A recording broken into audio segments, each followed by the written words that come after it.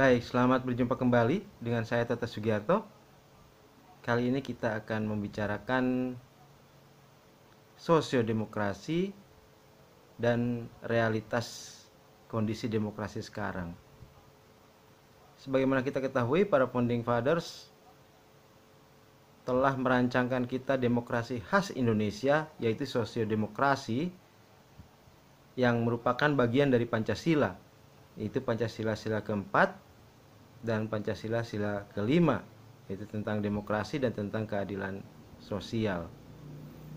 Nah, faktanya demokrasi kita sekarang yang banyak yang mengatakan bahwa kita telah mengadopsi nilai-nilai demokrasi liberal, itu tidak menjadi prakondisi bagi keadilan sosial. Fakta di lapangan begitu lebarnya kesenjangan ekonomi memperlihatkan bahwa demokrasi yang diadopsi sekarang, yaitu demokrasi liberal, itu semakin memperlebar jurang yang kaya dan yang miskin. Kue pembangunan nasional pun lebih banyak dinikmati oleh orang-orang kaya yang secara persentase sangat sedikit dibanding dengan mayoritas.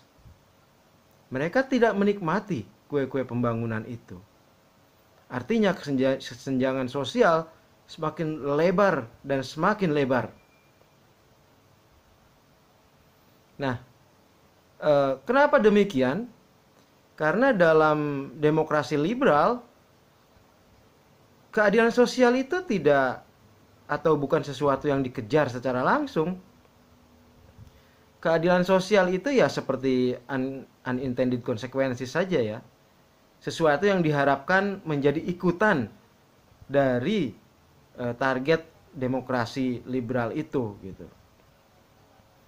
Nah, sedangkan dalam sosiodemokrasi, keadilan sosial itu merupakan satu kaki dari dua kaki yang ada gitu. Sosiodemokrasi itu kan seperti kata Soekarno terdiri dari sila keempat dan sila kelima. Terdiri dari kerakyatan dan keadilan sosial.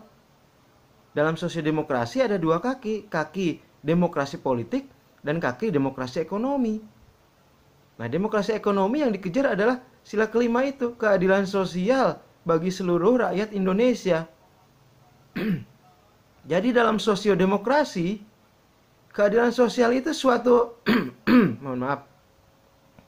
Keadilan sosial itu suatu yang intended consequences, sesuatu yang memang dikejar secara langsung gitu.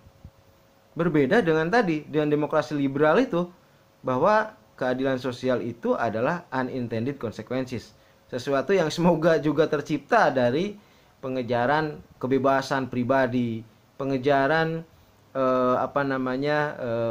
hak milik pribadi dan lain sebagainya.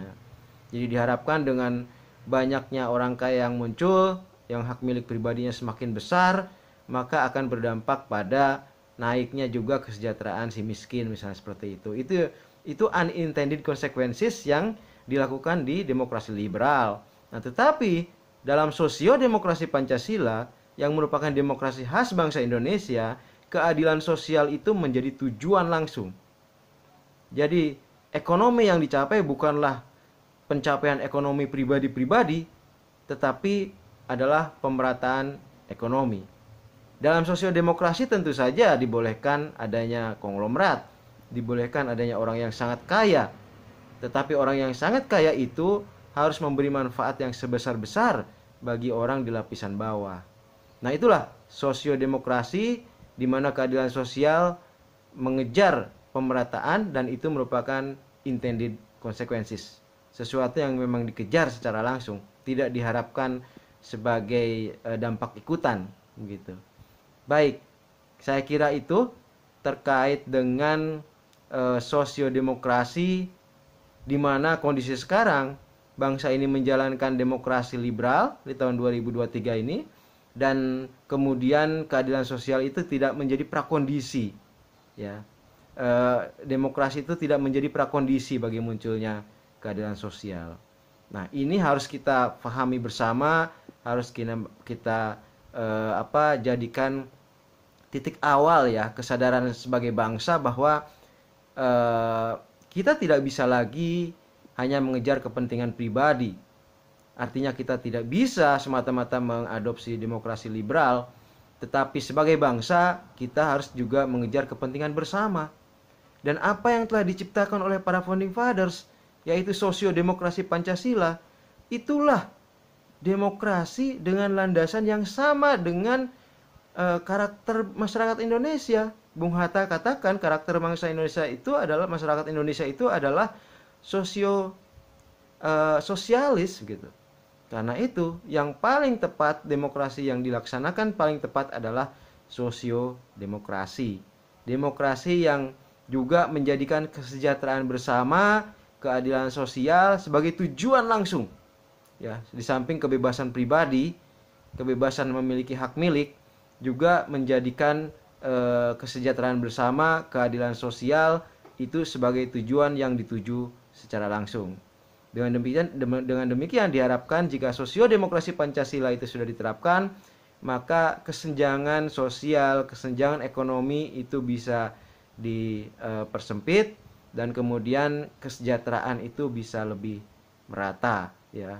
Mungkin sebagai contoh kita lihatlah negara-negara sosdem di Eropa, ya, negara-negara Skandinavia, di mana kesejahteraan itu jauh lebih merata dibanding di negara-negara yang melaksanakan demokrasi liberal.